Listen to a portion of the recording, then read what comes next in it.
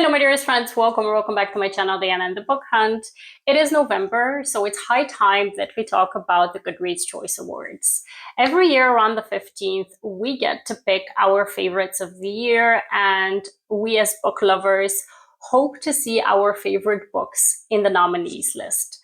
So what I'm going to be doing today, like I've been doing for the past couple of years, I'm going to try to predict which books will end up in the top 20 for the Goodreads Choice Awards. Today I'm going to be focusing on the contemporary romance category because I am predominantly a romance reader. So I'm going to focus on a lot of books that I've read this year.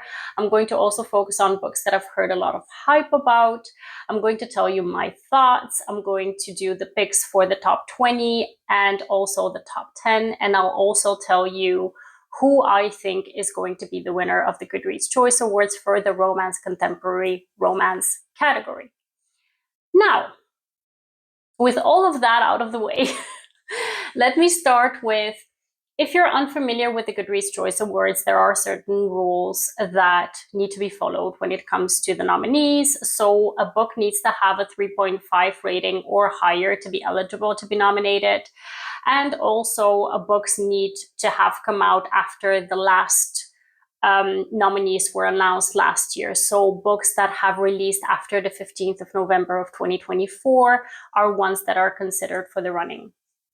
And what else when it comes to the rules?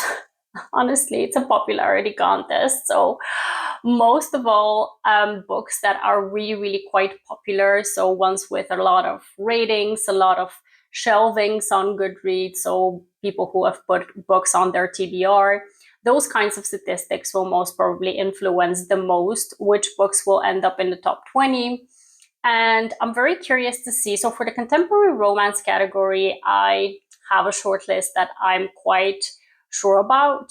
So I'm going to grab my laptop right now. I'm going to screen record and share my screen with you. I've made this template a couple of years ago on Canva that I'm too lazy to kind of make better, but I think it will do its job to let you know what I think about the tier ranking for the top 20 and top 10.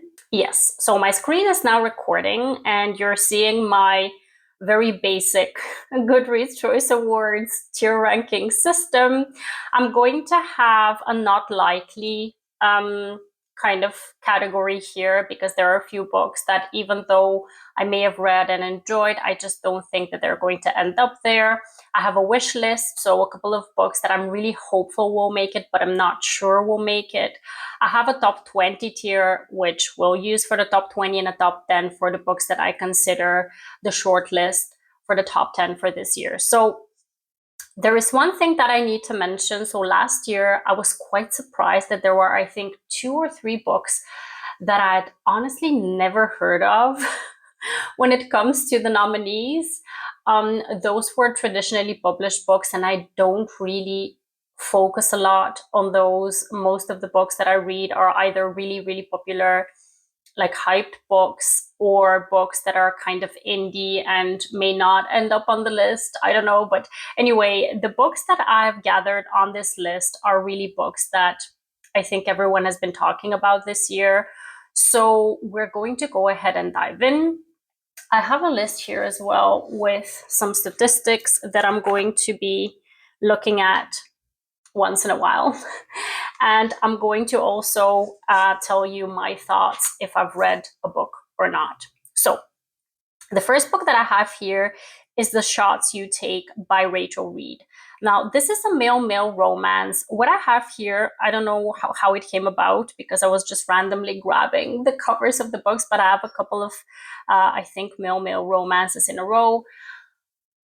I haven't read any sapphic romances that I think will make it on the list. That does not mean that there won't be any. It's just that I haven't really focused on, or at least I haven't noticed any one of the sapphic romances that were released this year really stand out and get a lot of hype. So I do really hope that one of the male books makes it on there, but this one I think will not make it. I don't think this one will make it because if I check my statistics here, Let me see how many it had. It had only 5,500 ratings. It does have a good rating of 4.06. I did read this book, by the way. It's a male-male second chance romance that focuses on two hockey stars that are now retired. They had this fling way back when, and they ended their relationship on very bad terms because one of the guys didn't want to come out. So it was an intriguing story. I did enjoy parts of it, but honestly, I just don't think that this one is popular enough to make it on the list. So I'm going to leave it as not likely. Now, the second book that I have here that is a male-male romance is Go Luck Yourself by Sarah Rash. I actually enjoyed all three books that I've read by this author so far. This one was a St. Patrick's Day, kind of a fairy tale-like romance. It's more of a rom-com kind of a situation. This one, if I take a look at the ratings, it has 20,550 ratings so far with a 4.32 rating, which is good, but I don't think it's good enough. So I think it's also not likely that this one will make it.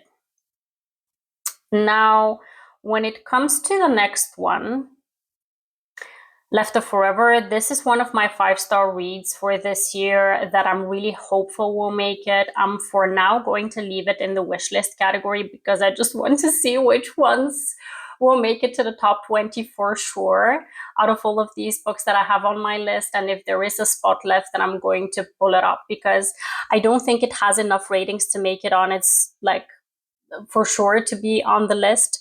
If I check, she has 22,969 ratings. 4.18 is the rating of that book overall. But yeah, I just don't think that it's popular enough to make it on the list. So for now, let's see which ones I have here. Bourbon and Secrets. What do we make of Bourbon and Secrets? Because honestly, it's one of my favorite books of the year, but it also has 23,000 ratings, 4.12 overall. It's on my wish list.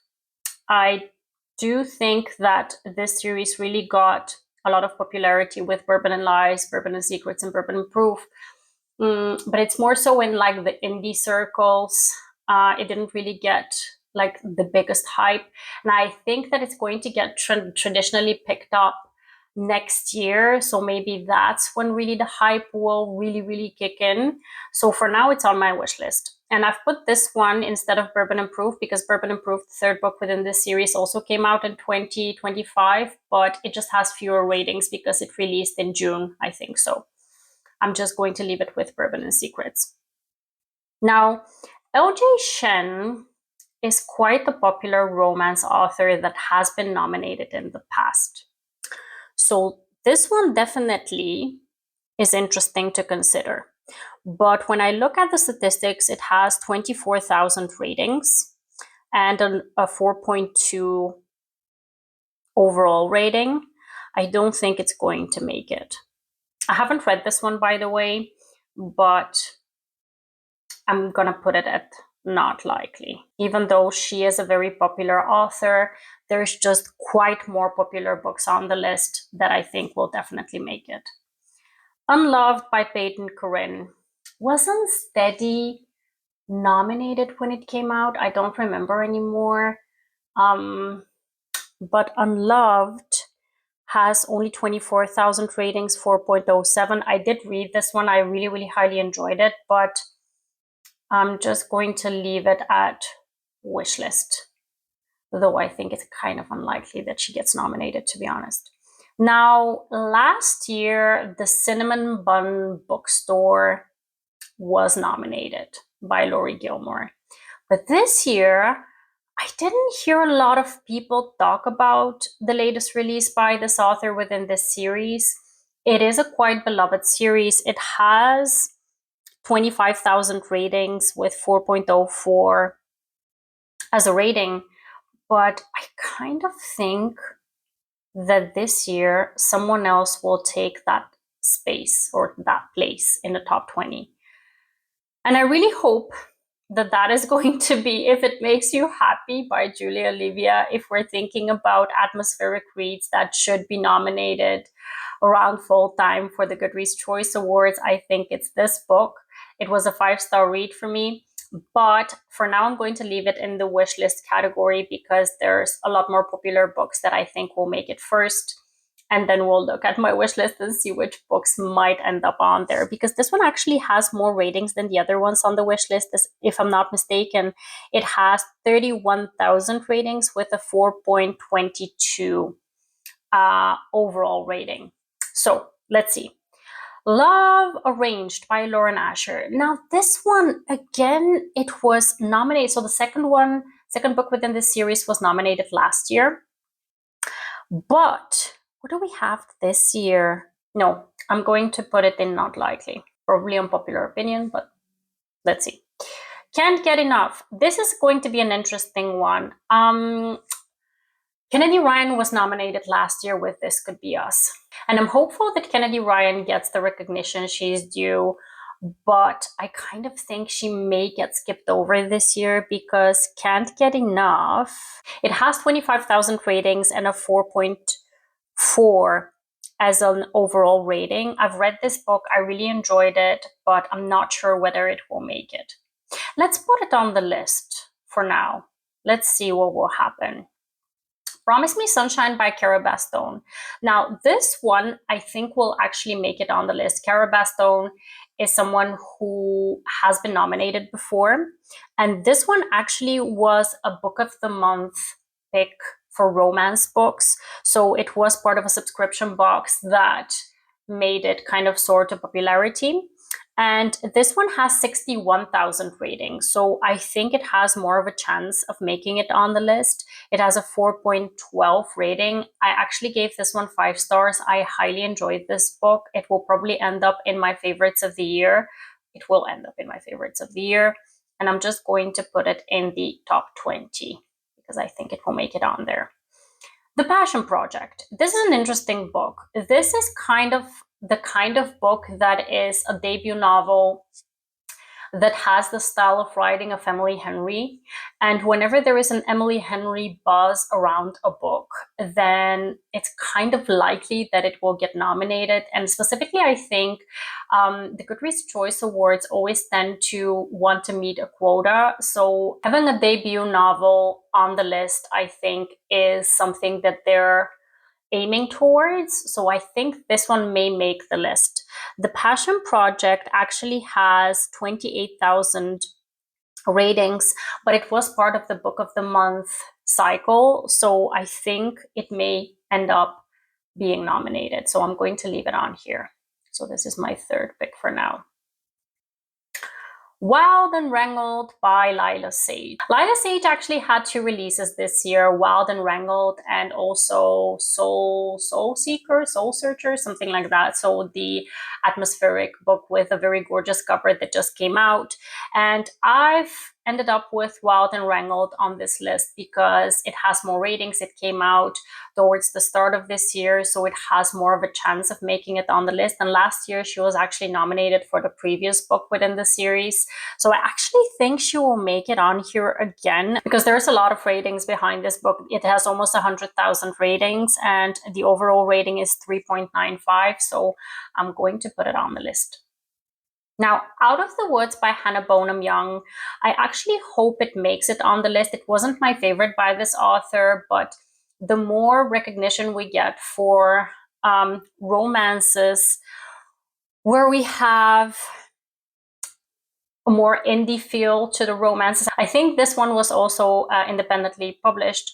I'm going to put it on my wish list for now. It has 39,000 ratings, so it actually has a chance of making it on the list, but I'm taking a look at the other books and I'm just thinking that there won't be a spot for it. Let me just wait out and see. The one book that I think will make the list that is a male-male romance is Kiss the Villain by Rena Kent. This book was really, really popular. Actually, the whole series by this author is really, really popular. And to kind of make, again, the diversity quota, they need a male-male romance for this year. And I think this one is going to be it. It has 44,000 ratings with a 4.01 overall rating. I haven't read this book because I haven't started on the series, so I cannot give you my opinion on it. But I've heard amazing things about this one, that it's highly emotional and kind of a lot of angst, a lot of toxicity. So not sure. I cannot give you an opinion of my own, but I think this one will make it. Now, I still need to read Gloves Off. I actually have my physical copy already in my library. I just need to start on it. I haven't made time for it yet, but I think I will love it because I've loved the other books within this series. This one actually, I don't think will make the list because, or will it make the list? Let me see where I have 4.27 overall rating, 46,000 ratings. Will this one make it? Not sure. I'm gonna put it on my wish list because I love this series and this author, so let's wait out and see. Now, Ashley Poston, this one for the first time, I'm not sure whether it will make it because this one actually wasn't the favorite of a lot of people's, the ones that I follow at least. When I take a look at the ratings for this one, where is it? It has 43,000 ratings, 3.91. I read this book. I also didn't enjoy it as much as the other books by this author, so I'm going to put it in the not likely category, which is weird because this author did get nominated for the Dead Romantics and the 7 Year Slip, so we'll see. Now, the next one is It's a Love Story by Annabelle Monaghan. Monaghan, I don't know how you pronounce her name. This book will likely get nominated because the Goodreads Choice Awards nominees are typically books that are traditionally published, and this is one of the popular books that came out this year that is traditionally published. It has 63,000 ratings with a 3.9 overall rating. I read this. I didn't enjoy it as much as I'd hoped, so I wish I could substitute it with another book from my wish list, but I'm kind of trying to predict the ones that will actually make it on the list. So the next one is by Catherine Center. It's The Love Haters. This one, what do we have for The Love Haters here? It has 88,000 ratings, 3.8 as a rating, an overall rating. I think it will get nominated. It's traditionally published. I didn't enjoy this one as much as I'd hoped either. I've loved other Catherine Center stories, but this one was kind of meh. King of Envy will get nominated, I think. Actually, Anna Huang has 2 releases this year, King of Envy and also The Defender, but The Defender just recently came out, so I think this one will be nominated because it came out earlier towards the year. It has 117,000 ratings with 4.07 as an overall rating. So I think this one will make it on the list.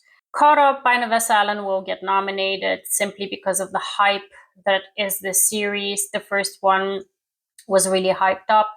This one has 156,000 ratings with 3.79 as an overall rating. I didn't enjoy this book at all. I actually gave it 2 stars, contemplated giving it 1 star. So I was not a fan, but I think it will get nominated because it was quite popular on the tail end of the hype of Lights Out by this author. So I think it will get nominated. Now, with these 2, I'm very kind of hesitant. Because if we take a look at the statistics, this one, Scythe and Sparrow, I don't know how you pronounce the name of this book.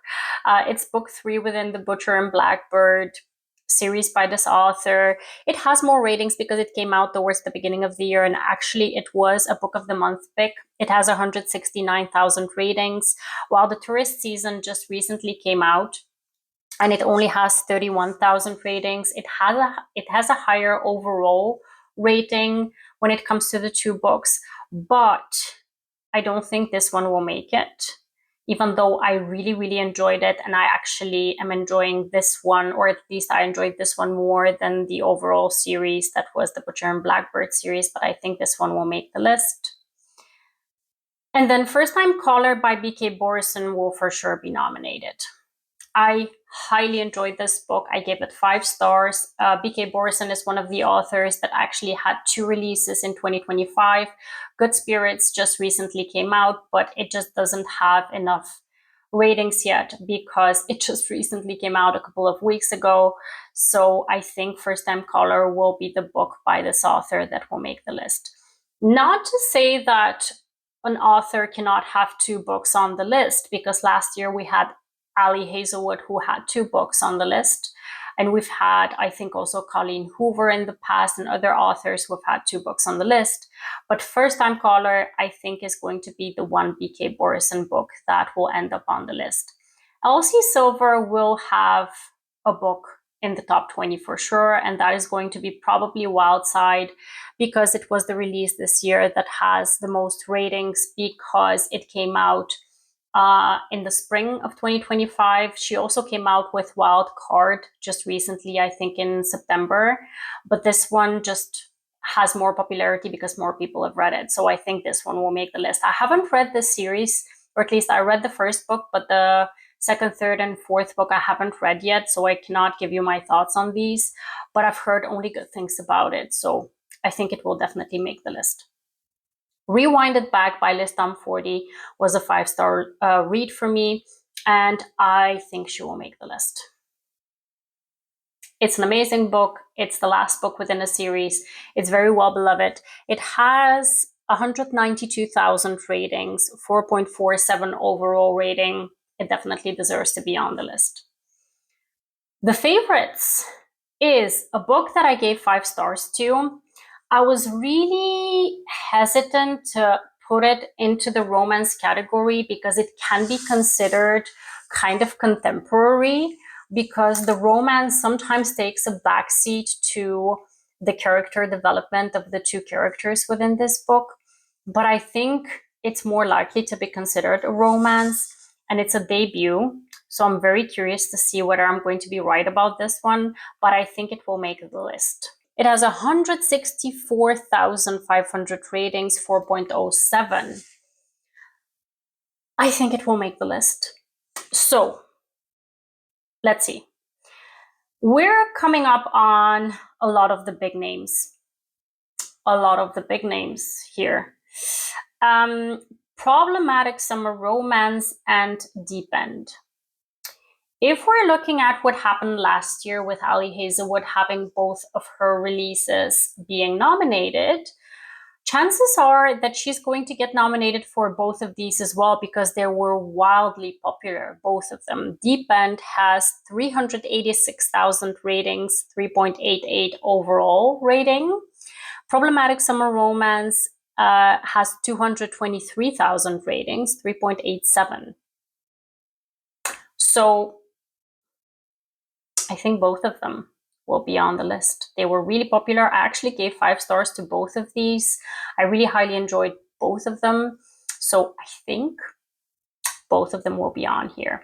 Ali Hazelwood actually came out with Mate as well. And it was really weird to me last year that Bride, which is a paranormal romance, was nominated in the contemporary genre picks.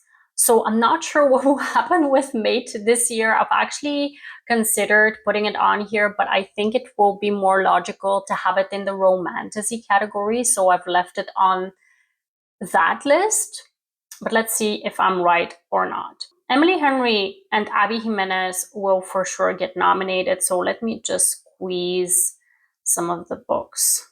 Those will be the shortlist picks for the winner of the awards, because they have the most ratings overall. If we look at Abby Jimenez, she has 400,000 ratings with a 4.02 overall rating. And Emily Henry has by far the most. She's the most popular romance author with 556,000 ratings. She was also part of Reese's book club. So that book, So Great Big Beautiful Life, was really, really hyped up a lot this year. Now, Beg, Borrow, or Steal, and Carly Fortune. Carly Fortune will for sure make it. She's a traditionally published author with a lot of ratings as well. One Golden Summer has 344,000 ratings, so for sure it will be on the list. I actually think that Beck, Borrow or Steal will be on the list as well, because that one has 109,000 ratings with 4.02. So what do we have here? We have now 20 books that I'm predicting to be on the list, but I'm kind of hesitant about this one because last year hers got nominated. I think she was nominated to kind of again meet the diversity quota, even though she definitely deserves to be on the list. But I don't want to sell her short on her recognition that she deserves, so I'm going to leave the book on the list. And I'm kind of wondering, will Annabelle Monaghan make it? You know, last year we had a couple of books that I was really surprised by because they didn't have a lot of ratings, but they kind of again put them on that list to meet some kind of a quota. And I'm kind of wondering whether they're going to do the same for this year. I think this is going to be it. I'm very curious about whether I'm going to be right for this year, because last year I think I got like 14 or 15 picks right, or even 15 or 16 maybe right. If I have 15 correct picks for the top 20, I'm going to be happy, because I'm a bit more hesitant this year about what's going to make it on the list or not. So while I have a wish list books of amazing books that I've given 4 or 5 stars to, I don't think they're going to get nominated. So let's talk about the top 10. The top 10, we're going to get the obvious ones into the mix. Deep End, Say You Remember Me, Great Big Beautiful Life, Carly Fortune will for sure be in the top 10. Caught Up will probably be on there as well, though it wasn't as beloved. I'm conflicted about this one. Let me just leave it off for a second. Let's focus on the ones that I know will be on there. I think because, again, we're going to take a look at the popularity contest. First Time Caller had a lot of ratings and it was part of Book of the Month, so it will make it, I think. And Rewind It Back, I think, has a lot of ratings, so it will make it. I actually hope The Favorites will make it, because it does have a lot of ratings, and I hope a lot of people vote for it, even though it was a book that released in January, so some people may have forgotten how good this book was, but I hope it will make it. So we've got 2, 4, 6, 7, so 3 more books. Will Anna Huang make it this year? I don't know. Wildside will make it. Wildside, like Elsie Silver has a fierce following nowadays, so I think Wildside will definitely be on the list. I'm going to do something crazy. I'm going to put a book on the top 10 list that doesn't have a lot of ratings compared to these ones, but one that has been part of the Book of the Month picks, and I'm going to go with Promise Me Sunshine, because it does have 61,000 ratings. It was part of the Book of the Month cycle, and it has a very decent rating of 4.12. So a lot of people did like this book. So I think we have 9 now, 2, 4, 6, 8, 9. Who's going to be the last one? Will it be Caught Up by Navessa Allen? Will it be Scythe and Sparrow? Will it be King of Envy? All of these would make sense, though this one definitely doesn't deserve it to be in the top 10. Technically speaking, this one has the highest rating, or at least it has the highest rated ratio, so a lot of people rated this book. So logically speaking, it should be this one. But when I consider the popularity of Navessa Allen, I think she will be on the list. I am so conflicted this year. I really am very hesitant about who's going to make it on the list and who isn't. I am completely unsure about this list. But looking at the statistics and the fact that this really is a popularity contest, I'm kind of confident about at least 5 of the top 10 books. And the ones that are in the top 20, also, they make sense to me that they would be nominated. So, yeah. We all know who is going to be the winner. Every year we say it that while Emily Henry has this formula of releasing a book a year that is always so popular and so well beloved, and everyone votes for her, I always say, I hope that someone else takes it for once, because we have so many other extremely talented and uniquely special authors within the romance community that deserve to be recognized as well. So I am always hopeful that someone else will win it this year, more so specifically because I really did not enjoy Great Big Beautiful Life. I didn't like that book at all. And when I look at the other top 10 contenders, there's just ones that I've given 5 stars to that I would vote for over and over again. Typically, so last year I voted for Abby Jimenez. Even though I gave 5 stars to Say You Remember Me, this one is not my favorite on the list this year. I actually enjoyed The Favorites, Rewind It Back, First Time Caller, Promise Me Sunshine. I also loved, probably as much as Say You Remember Me, I love Deep End. So I don't even know who I'm going to vote for. I'm a Libra. So one day I'm going to be saying I'm going to vote for Deep End. The next day I'm going to say I'm going to vote for Say You Remember Me. The next day I'm going to say I'm going to vote for The Favorites.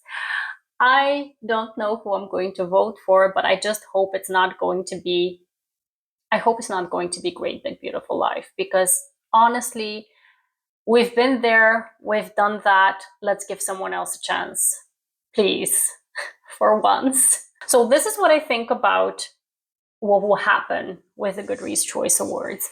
There were a lot of romances that were great that I think will get skipped over. I'm talking about Bourbon and Secrets, Left of Forever, If It Makes You Happy. Those were all superb romances that definitely deserve the hype, but I don't think will get nominated because just they weren't popular enough. When we look at the other books, they had 3, 4, sometimes 5 times fewer ratings than the ones that will end up in the top 20 or top 10. And when it comes to the top 10, I'm happy to see Ali Hazelwood, Abby Jimenez, BK Borison, Liz Tom40, and Elsie Silver on the list. I'll definitely be happy about Cara Bastone. If Lane Fargo makes it, I'll be really surprised and also really happy I've put her on the list, because really that book was something different within the romance genre. And if Nevessa Allen gets skipped over by someone else, I won't be mad, because I really did not enjoy Caught Up. I don't think it deserves a top 10 spot. There were far better romances, but just looking at the popularity contest, I think it might make it. So, what do you think about this year's romance releases? Who should be in the top 20 and top 10? Who should win? Who is your favorite? Who are you going to vote for? Please let me know all of the goods. Let me know everything about what you think about this awards cycle. Also, let me know if I've missed any releases of this year that you think may end up on the list that I might have skipped over. Obviously, I've looked at everything that I've been in the loop of this year, like all of the releases that I've been clued into and the hype that I've been seeing on Bookstagram, BookTube, and everywhere else. But I might have missed something somewhere. So let me know if I've missed any of the books that you think might be contenders to make it as nominees or winners. And let's hope for the better this year, because last year I think we had one sapphic romance, if I'm not mistaken. I think Casey McQuiston was nominated. We did have some diversity when it comes to BIPOC authors because Thea Williams, Kennedy Ryan, and Anna Huang, and I think another Asian author was nominated, but we want to see more independently published, more BIPOC authors. There's no historical romances in the past couple of years that have been nominated. I don't read a lot of historical, so I don't put them on my list, but I also think that they are not popular enough nowadays to get nominated. So yeah, we just want to see more of amazing different kinds of stories represented in these awards. I say this every year, but I'm going to keep sounding like a broken record because it's just something that all of us romance readers are looking for. And I hope to see you in my next video. I'm going to probably do something like a reaction video once the top 10 gets announced or when the winners get announced. I'm going to see how I'm going to fare. I don't want to plan too far ahead. But yeah, you'll see me as soon as possible with my next Goodreads video. And have a wonderful, marvelous day. Happy reading. Take care and see you next time. Bye-bye.